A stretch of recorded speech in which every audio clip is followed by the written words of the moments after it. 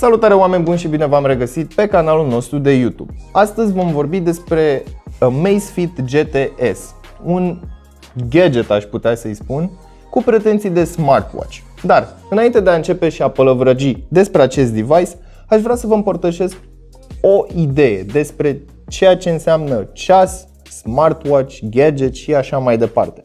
Personal sunt fan ceasuri clasice, adică acele ceasuri cu limbi, fără display, fără Bluetooth, fără absolut alte chestii și nebuneli de genul acesta. Smartwatch-ul este practic o imagine a unui ceas clasic, dar cu funcții smart.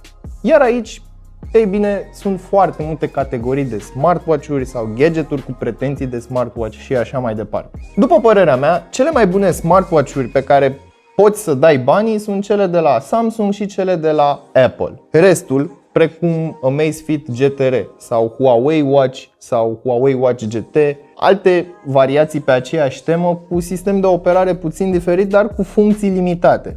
De exemplu, pe Huawei Watch GT nu poți să vorbești și nu poți să pui diferite chestii pe ceas. Vom vorbi despre Amazfit GT-S, adică un gadget, așa îl consider eu, un gadget destul de bine finisat, la un preț destul de mic, aș putea spune, la momentul review-ului, adică 550 de lei. Dacă stai să te gândești, un fel de gadget entry level, pentru că 550 de lei nu este o sumă atât de mare în lumea tehnologiei, pentru că avem laptopuri de 100 de milioane, Apple Watch de 2000 de lei, telefoane de 60 de milioane și așa mai departe. Acest ceas sau acest gadget îl consider numai potrivit pentru persoane care pur și simplu au nevoie de un device, nu au un buget foarte mare sau nu sunt dispuși să cheltuie foarte mulți bani pe ceva ce nu e nici ceas, dar nu e nici smartwatch.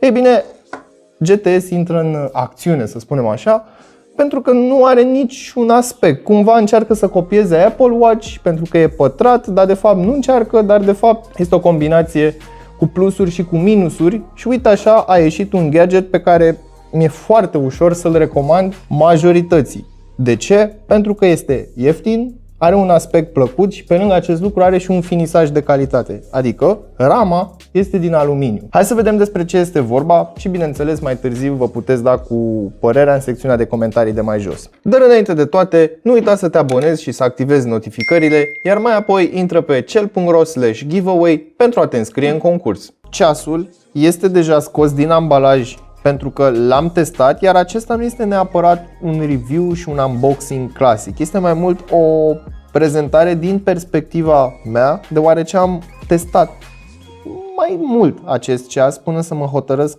să fac unboxing și review sau, mai bine spus, o prezentare personală. Hai să aruncăm o privire asupra ambalajului pentru 550 de lei. Este un ambalaj destul de frumos, exact în aceeași manieră în care Amazfit ne-a obișnuit. Hai să ne uităm puțin la specificații foarte rapid. AMOLED display, este rezistent până la 50 de metri. Avem GPS construit înăuntrul device-ului, long battery life, dar vorbim despre acest aspect puțin mai târziu. Multisport modes, avem Bluetooth 5.0, ceea ce mi se pare foarte bine, deci nu va consuma foarte multă energie. Hai să-i dăm capacul, sau să deschidem capacul, mai bine spus. Și înăuntru acestei cutii avem o cutie mai mare, destul de solidă, exact cum am mai văzut la Amazfit. Aici era ceasul pus, dăm această cutiuță la o parte, iar aici sunt două chestiuțe micuțe, papetărie și încărcătorul. Încărcătorul pe care nu l-am scos din folie. Nu l-am scos pentru că nu am avut nevoie, efectiv nu am avut nevoie. Chiar a ținut bateria la acest ceas destul de mult. Nu este wireless, este un încărcător cu 2 pogo pins și uite cum se prinde. Atât. Nu trebuie să faci nimic altceva. Pur și simplu l-ai luat, l-ai aruncat aici pe spate și se prinde singur.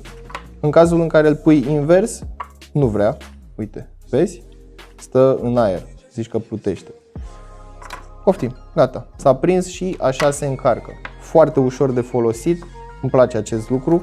Nu mai am acel încărcător cu clipsuri, stai, scoate, pune și așa mai departe. Deci bravo, mi se pare un upgrade destul de mare. Bun, acum hai să aruncăm o privire și asupra ceasului. Pentru început, curea de silicon. Și știți care este părerea mea despre o curea de silicon. Nu le sufăr, nu le suport, nu-mi plac absolut deloc. Dar pe partea cealaltă este o curea de silicon destul de calitativă, nu se va rupe, îți va transpira mâna ce-i drept și aici puteți vedea notificările în acțiune. Dar vorbim despre acest lucru mai târziu. Hai să vedem din ce este făcut acest ceas. Sticlă pe față, ramă de aluminiu și spate de plastic. Iar pentru suma de 550 de lei, din punctul meu de vedere, este un finisaj aproape perfect. Pe cameră nu se vede, însă nu am nici un mic detaliu scăpat de sub vedere. Practic, foarte frumos finisat, capacul de plastic se îmbină foarte bine, sticla se îmbină foarte bine cu ramă, nu avem buffer de plastic, deci vine sticla direct, ramă de aluminiu. Evident, designul este inspirat de la Apple Watch. Avem un singur buton ce are funcția de home, de a aprinde ecranul, dar ecranul îl poți aprinde și cu tap. Iar pe partea cealaltă avem Quick Release la telescoape. Evident, nu am văzut foarte multe ceasuri smart fără acest sistem și bineînțeles până și ceasurile clasice au început să adopte acest sistem de Quick Release. La prima impresie am fost foarte satisfăcut de acest ceas. Îmi place designul, îmi place felul în care este construit, nu-ți lasă senzația de produs ieftin găsit în punga de pufuleți, dacă îmi dați voie să mă exprim așa. Hai să butonăm puțin ceasul. Evident, avem watch face-ul pe care îl putem schimba cu un tap mai lung. Bine, trebuie să nimerești pentru că dacă ai dat tap și ai mișcat puțin degetul, nu-ți mai înregistrează funcția. El are impresia că vei dori să faci un swipe, nu să schimbi watch face-ul. Sunt două watch face-uri prestabilite pe care le putem personifica. De exemplu, aici dacă vreau vremea pot să-mi pun vremea, dacă vreau pulsul pot să-mi pun pulsul acolo și așa mai departe. Cătălin a fost foarte drăguț și mi-a adus Amazfit Beep.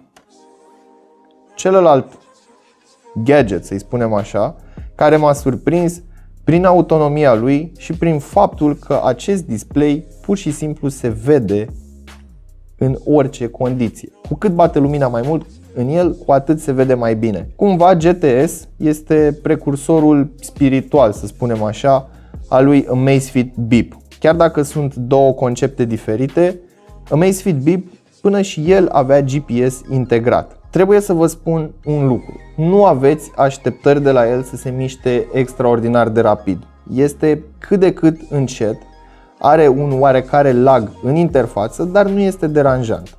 Bun, swipe în stânga, heart rate, swipe în dreapta, avem un ecran cu status, care mi afișează câți pași am făcut, ce distanță am mers, câte kilocalorii am ars și dacă dau un tap, am ceva detalii mai multe. Un swipe de sus în jos, accesăm bara de notificări, unde îmi spune că acest ceas este conectat la telefon și o să am nevoie de telefon.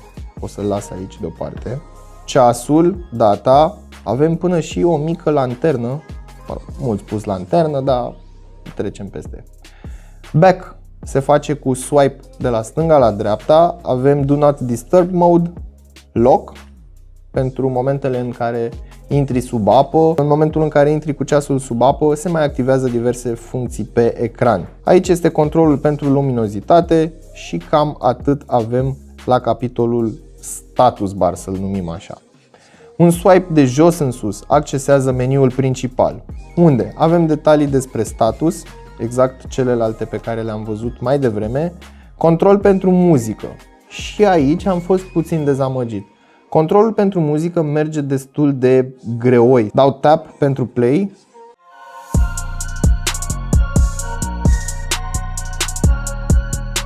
Controlul pentru muzică funcționează decent, aș putea spune. În schimb, volumul cumva se mișcă destul de greu. Dar ce apreciez foarte mult este această interfață nouă pentru acest screen. Perfect. Bun, PAI sau mă rog, cum îl denumesc ei, Personal Activity Intelligence. Practic este un mod cu inteligență artificială care analizează diferite acțiuni pe care tu le faci, adică dormi, îți înregistrează mersul, îți înregistrează exercițiile și așa mai departe și cumva îți face un profil și în funcție de acel profil îți dă sau nu diferite recomandări. Heart rate, workout, activități. Momentan nu am absolut nicio activitate pe care să nu o fi dus până la capăt, deci productivitate până la capăt. More avem compas și bineînțeles te pune să-l calibrezi făcând acea formă în 8, presiunea aerului, altitudinea și acesta este semnul pentru GPS. Momentan nu are cum să găsească semnal GPS pentru că suntem într-o clădire, suntem betonați destul de bine de jur împrejur. Settings, watch face, screen auto off, press and hold, always on display și cam atât. Cam asta este tot despre ceea ce ar trebui să știți despre Amazfit GTS. Practic nu este un dispozitiv care să te dea pe spate, dar este un dispozitiv foarte ușor de recomandat. Eu personal l-aș cumpăra, l-aș folosi și m-aș bucura de el zi de zi. De ce? Pentru că nu arată ca un ceas clasic cu pretenții de smartwatch, este pur și simplu un gadget care își face treaba. Iar pe partea de fitness își face treaba extraordinar. Nu am avut probleme în ceea ce privește numărul de pași, să nu-mi recunoască pașii, să nu-mi recunoască pulsul, să-mi dea eroare și așa mai departe. Așa, am spus că vă arăt și aplicația. Bine, nu că ar fi foarte diferită față de ce ați văzut până acum. Este aplicația standard de la Amazfit, unde avem un layout destul de simplu. Walking, running, cycling și așa mai departe. Aici avem un tab cu Friends, unde, în fine, poți să devii prieten cu cineva care are și el ceva de genul Amazfit sau Mi Band și să vă comparați rezultatele între voi. Setările se fac din tabul Profile. Trebuie să selectez Amazfit GTS, iar aici am diverse setări. Aplicația arată destul de similar cu cea de la Xiaomi și am să vă arăt de ce. Ia să-i dau Home, deschid Mi Fit, mă duc pe Profile, selectez bandul și uite cum arată. Band display settings, unlock screen, incoming call, bla bla bla bla bla bla. Watch face, unlock, incoming call, event reminder. De aici poți gestiona aplicațiile care îți vor da notificări pe ceas. Te vei putea juca cu aceste watch face-uri care sunt destul de numeroase și sunt cele standard de la Amazfit. Am încercat să găsesc și ceva third party, doar că nu arată extraordinar. Am găsit Amaze Faces, imediat să se încarce. Cam așa ar arăta cele third party, să le spunem, de pe alte aplicații. Cam asta este tot ceea ce trebuie să știi despre aplicație. Ca să ai setup-ul inițial pentru ceas, trebuie pur și simplu să scanezi codul QR și cu asta basta. Ceasul este gata de folosire și este foarte ușor de folosit, ceea ce apreciez foarte mult, similar cu ceea ce am mai văzut până acum și de la Huawei și de la Samsung, de la Apple. Nu am testat niciodată unul Apple și aș vrea să văd ultima generație de Apple Watch. Ei bine, Amazfit GTS m-a lăsat destul de surprins și surprins plăcut, pentru că este un smart gadget. Da, smart gadget, hai să nu-i spun smartwatch pentru că nu mi se pare neapărat un smartwatch, dar pentru price range-ul din care el face parte, mi se pare un dispozitiv destul de interesant.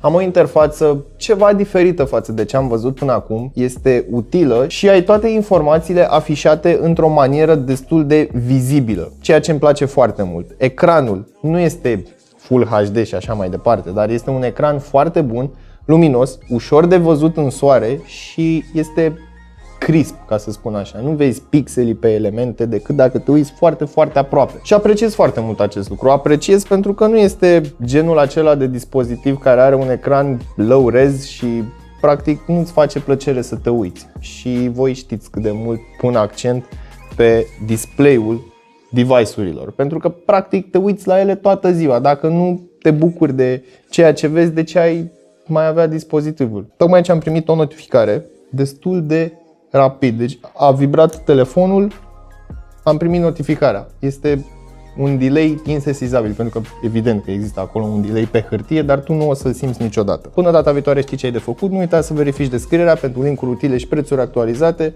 și totodată dă-ți cu părerea despre Amazfit GTS în secțiunea de comentarii de mai jos.